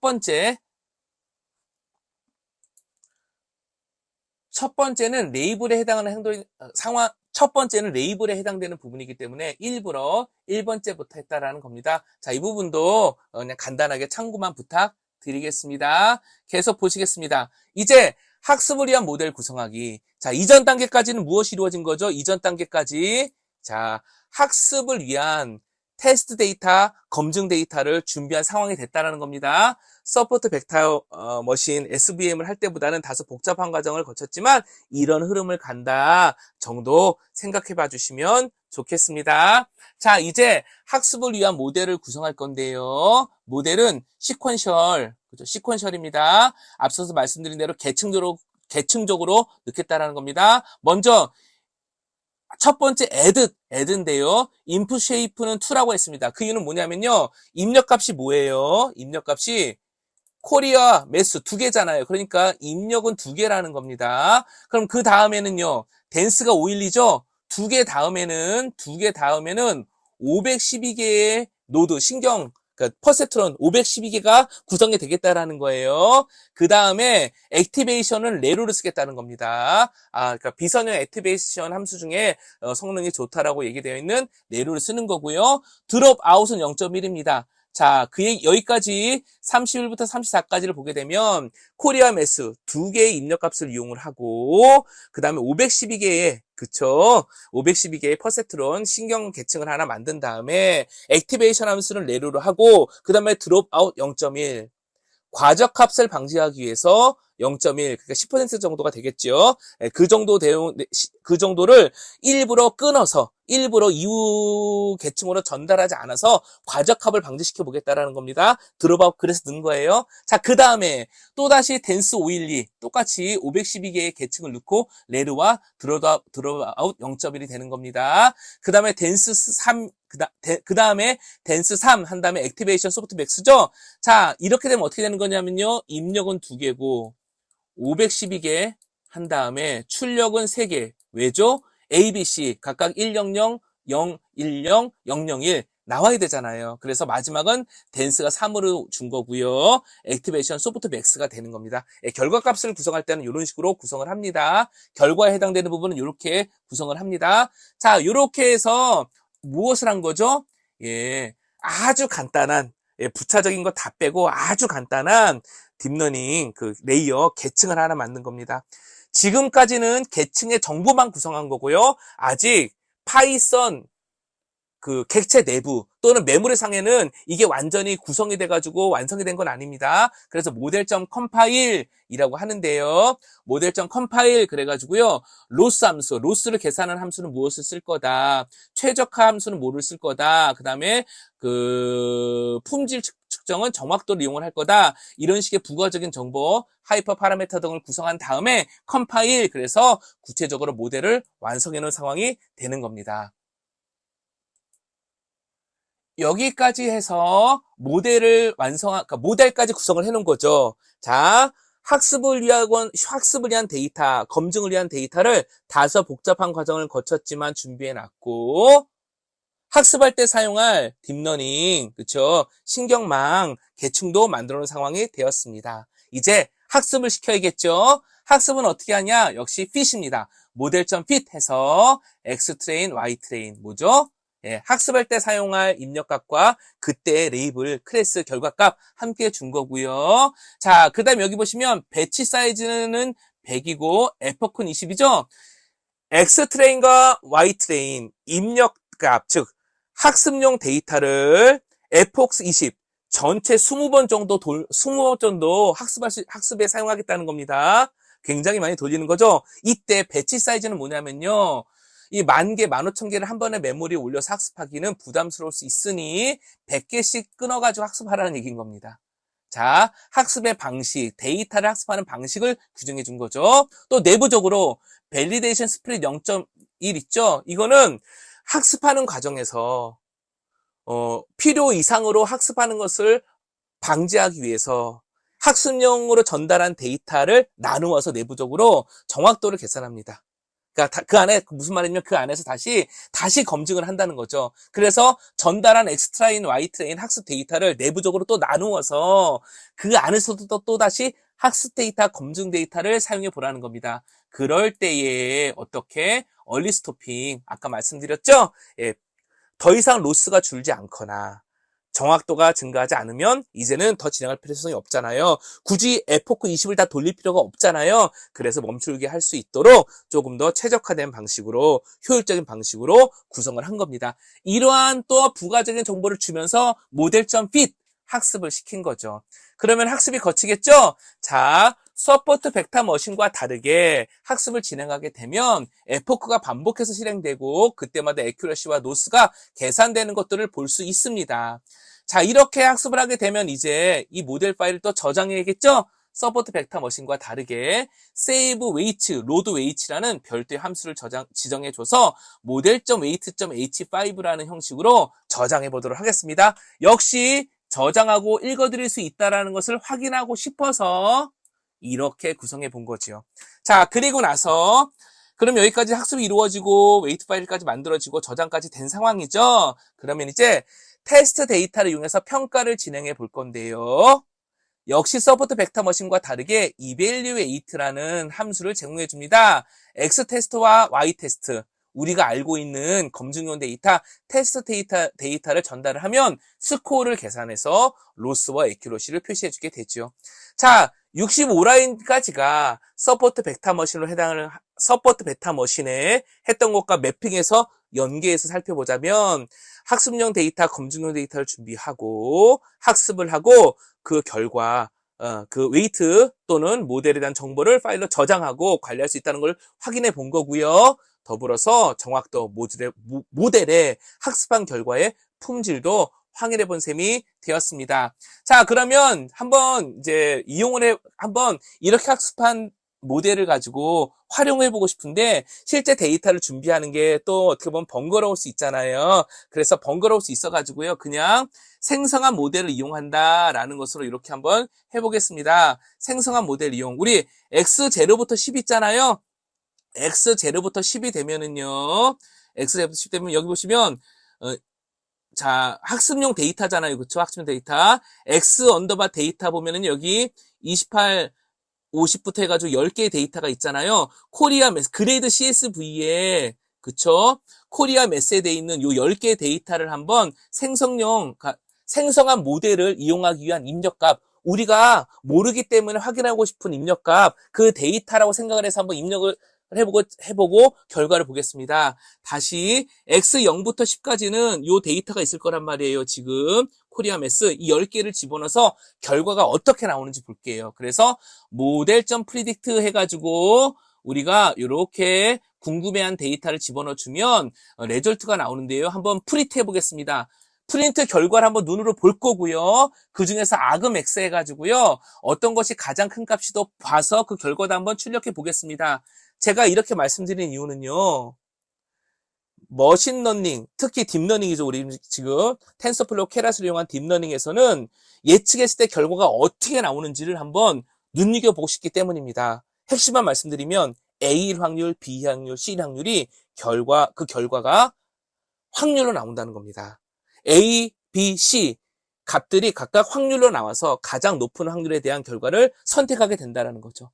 자, 쭉 한번 설명을 드렸으니까 이 부분에 대해서 한번 실행해 보도록 하겠습니다. 자, 이 상태로 한번 쭉 한번 실행을 해볼게요. 이렇게 놓고 실행을 해보도록 하겠습니다. 실행을 하시면 자, 에포크 반복해서 실행되는 결과가 보일 겁니다. 그쵸? 에포크 반복해서 실행이 되죠? 자, 쭉 실행이 됩니다. 두 번째, 세 번째, 총 20번 돈다고 했습니다. 자, 쭉 돌아가는 게 확인이 되고요. 보시면 애큐러시와 로스가 쭉 계산되는 게 확인이 됩니다. 이렇게 로스가 계산되는 게 확인이 되시죠? 쭉 동작을 합니다. 자, 그러다가 우리가 얼리 스토핑 해놨잖아요. 적절한 시점이 되면, 즉 애큐러시가 더 높아지지 않고 로스가 더 줄지 않으면 멈춘다고 했습니다. 그래서 멈췄고요. 그때 애큐러시가 0.958, 약 95% 정도의 정확도가 됐다라는 겁니다. 서포트 벡터 머신 사례보다는 조금 정확도가 떨어지고 있네요. 자, 그런데 여기서 중요한 게 있습니다. 뭐냐 하면 우리가 마지막에 10개의 데이터, 코리아 매스 28과 50부터 시작해서 50과 97, 요 데이터를 입력값으로 우리 결과를 알고 있는 데이터였어요. 그 데이터를 가지고 프레딕트, 예측을 해봤더니 결과를 프린트를 해보니까 이러한 값들이 나왔습니다. 가만히 보시면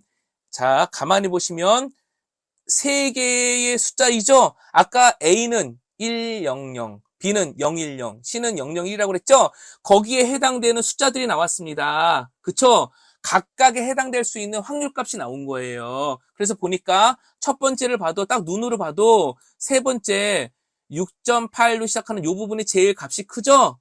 그 다음에 볼까요? 그 다음도 보니까 이 세 번째가 가장 크네요. 그 다음엔 두 번째가 가장 클 겁니다. 이러한 식으로 확률값으로 나오고, 그 다음에 우리가 아그맥스를 이용을 해가지고 최대, 그쵸. 아그맥스에 해당되는 게 무엇이냐, 최대가 되는 게 무엇이냐를 별도로 뽑아다가 출력을 해봤어요. 그랬더니 2, 2, 하나, 0, 하나, 0이 나왔죠? 2, 2, 0, 1, 2, 0, 1, 2로 돼 있다고 했을 때 해당되는 포지션이라는 거예요. 그러니까 2니까 CCBA, BBBBA가 되겠네요.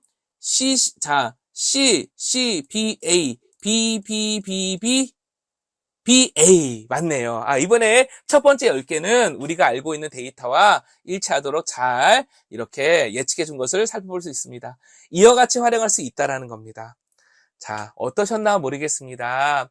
서포트 벡터 머신 SVM은 어떻게 보면은 처리하는 속도도 빠르고 정확도도 좀 더 좋았습니다. 그리고 기본적으로 코딩하는 것도 간결했죠. 하지만 상대적으로 이 딥러닝과 관련된 부분은 코딩량도 좀 많고 복잡한 구조를 따르고 학습하는 시간도 좀 걸리고 정확도도 이러한 경우에는 정확도도 상대적으로 좀 떨어진 것도 볼 수 있었습니다. 물론 반복해서 하다 보면 당연히 정확도나 예측한 결과는 좀 다를 수도 있죠. 학습에 의해서 이루어지는 거니까. 자, 이렇게 이렇게 적용 분야와 또 하나 사용하는 데이터에 따라서 SVM을 했냐 딥러닝에 따라 결과도 다를 수 있고, 그쵸? 사용하는 방식도 다를 수 있다는 것도 확인해 보았습니다. 무엇보다 지금 딥러닝의 케이스에서 봤듯이 결과값이 A, B, C 이렇게 나오는 게 아니라 각각의 클래스에 속할 확률값으로 나온다라는 거. 이거는 100%를 담보하는 게 아니라 높은 확률로 이렇다라는 결과값을 신뢰하고 쓴다라는 거. 이 내용도 예제를 통해서 살펴보았습니다. 여기까지 우리 코드를 이용해서 머신러닝, 딥러닝으로 어떠한 문제를 해결한다는 것이 어떠한 방식과 구조를 갖고 결과를 어떻게 해석해야 된다는지를 한번 살펴보았습니다. 자, 처음으로 다시 돌아와서 머신러닝 지도학습으로 무엇인가 문제를 해결한다는 것은 데이터를 준비해야 되고 학습과 검증을 위해서 그렇죠? 데이터를 적절히 전처리하고 준비해야 된다는 것, 머신러닝 기법을 선택해야 된다는 것, 그 다음에 학습 데이터를 이용해서 학습하고 검증 데이터를 이용해서 검증해야 된다는 것, 그리고 웨이트라고 하는 결과물을 사용할 수 있다는 것, 그 다음에 학습한 결과를 이용해서 실제 궁금한 것을 예측해서 실제 궁금한 데이터를 입력해서 예측된 결과를 신뢰해서 사용한다는 것, 이런 내용들 흐름을 코드를 통해서 본 셈이 되었습니다. 어떠신가요? 매핑이 돼서 이해가 잘 되시나요? 그리고 또 하나, 앞서서 이미 이야기 드렸듯이 모든 것을 다 이렇게 머신러닝과 딥러닝으로 풀어야 되는 게 아니고 어떤 분야는 우리가 알고 있는 전통적인 방법이 더 좋다라는 것도 함께 공감해 보았습니다. 우리가 전통적 방법은 코드의 구현과 내부 구조를 다 해석할 수도 있고 어느 정도 담보할 수도 있지만 머신러닝, 딥러닝, 결국 인공지능이라는 거는 컴퓨터가 스스로 학습하는 거기 때문에 그 내용이 어떻게 이루어지는지 우리가 다 예상하거나 제어하기가 어렵잖아요.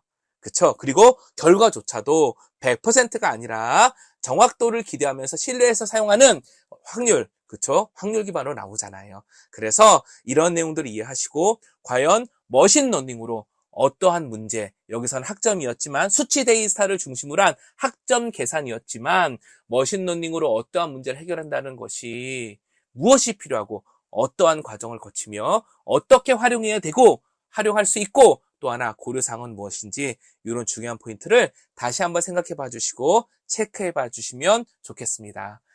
다소 생소한 코드와 복잡한 내용이 있어서 어려울 수도 있고, 저도 거듭 반복해서 이렇게 이런 내용들을 설명하곤 했었지만, 설명할 때마다 이렇게, 이게 맞나 싶을 정도로 복잡한 옵션도 있습니다. 예, 그래서 이런 내용들은 적절하게 코드 등을 살펴보시면서, 그쵸? 이후에 활용하실 서비스와 기능들을 구현하실 때에 매뉴얼 등을 활용해 보시면서 조금 더 잘 사용하실 수 있도록 추가 학습을 부탁드리고요.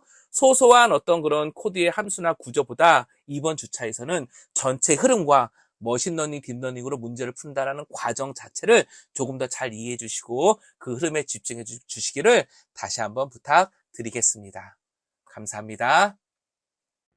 어떠신가요? 코드가 좀 많아서 복잡하시진 않으셨나요? 그래도 우리가 그동안 이론으로 알고 있는 데이터를 수집하고 또는 데이터를 활용해서 뭔가 분류하는 모델을 만들고 그것을 활용하는 그런 내용들을 직접 확인하고 그 결과를 보면 어떠셨나 모르겠는데 저 같은 경우에는 조금 더 많이 현실적으로 다가왔던 것 같습니다.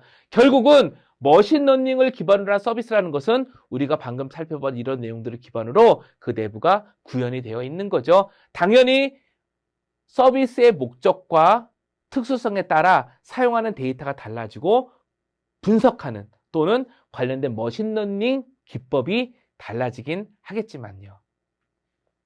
자, 이제 퀴즈 내용을 통해서 한번 리뷰해 보겠습니다. 다음 보기에서 설명하는 용어로 가장 적절한 것은 무엇인가? 데이터의 특징을 구분하는 경계다. 벌써 답이 나왔지요? 답은 결정 경계가 되겠습니다. 클래스가 마진을 최대화하도록 분류 경계를 계산하여 선택하는 방식으로 데이터를 분류하는 기법이래요. 마진을 최대화. 벌써 답이 나왔죠? 답은 서포트 벡터 머신, 약자로 SVM이 되겠습니다. 중시값을 결정하고 데이터들의 거리를 측정해서 유사도, 즉 거리가 가까운 데이터를 하나의 집합으로 만들고 이것을 반복한다고 했습니다. 이 기법을 뭐라고 했었지요? 서포트 벡터 머신, 다층 신경망, 군집합, K-민스. 가장 적절한 것은 무엇일까요? 예, 답은 K-민스지요. 가장 적절한 건 정확히 설명하고 있는 K-민스가 되겠습니다. 가로는 학습 모델이 학습 데이터에 최적화되어서 실제 데이터에 대한 분류 정확도가 떨어지는 현상이다. 뭐였죠? 우리가 주의가 필요하고 실제 구현을 하거나 그쵸? 데이터를 활용할 때 고려해야 될 상황이었죠? 답은 과적합이었습니다. 혼동 행렬을 이용한 모델 평가 척도 중에 하나예요. 전체 샘플에 대해서 정확히 예측한 샘플의 수, 그 비율을 의미하는 것 무엇이었을까요? 답은 정확도가 되겠습니다. 이제 정리하기로 다시 한번 보겠습니다. 결정 경계는 데이터의 특징을 구분하는 경계로 직선, 곡선, 명 등이 될 수 있습니다. 지도학습은 데이터에 대하여 명시된 클래스 정보를 이용해서 분류 모델을 학습했죠. 대표적인 기법으로 서포트 벡터 머신, 다층 신경망 이런 것들이 있었습니다. 비지도학습은 데이터에서 유사한 패턴을 발견해서 군집하는 거였죠. 그렇게 모델링하는 방법이라고 했고 대표적인 기법으로는 군집합, K-민스 등이 있었습니다. 서포트 벡터 머신은 키워드가 클래스 간의 마진을 최대화하도록 분류 경계를 선택한다고 했습니다. K-민스는 중심값을 결정하고 데이터들의 거리를 측정하여 유사도가 높은 데이터를 하나의 집합으로 군집하는 과정을 반복한다고 했습니다. 머신러닝을 이용한 데이터 분류 시 고려사항이 있었죠? 과적합과 부적합이 있었습니다. 학습 모델의 품질을 저하시키는 주요한 요인 중에 하나였죠? 드롭아웃, 차원 취소 등의 방법으로 보완해야 된다고 했습니다. 또 단순히 성능이 좋다, 정확하다 이게 아니라 지표를 가지고 모델의 품질, 학습 결과를 판단할 수 있는데 모델 평가를 위해서 혼동 행렬을 이용한다고 했고 정확도, 정밀도, 재현율, 또 F스코어 등을 이용할 수 있다고 하였습니다. 여기까지 해서 이번 차수를 마무리 질 건데요. 이론적인 내용들, 다시 말씀드리지만 이미 우리가 학습한 내용들을 또 반복한 것도 있습니다. 그보다 중요한 게 이런 내용으로 어떤 식으로 코딩이 이루어지고 결과가 나오는지, 이 내용이 잘 이해되셨는지 확인해 봐 주시고 또 직접 코드를 돌려봐 주시고 반복해 주시면 좋겠습니다. 잘 들어주셔서 감사합니다.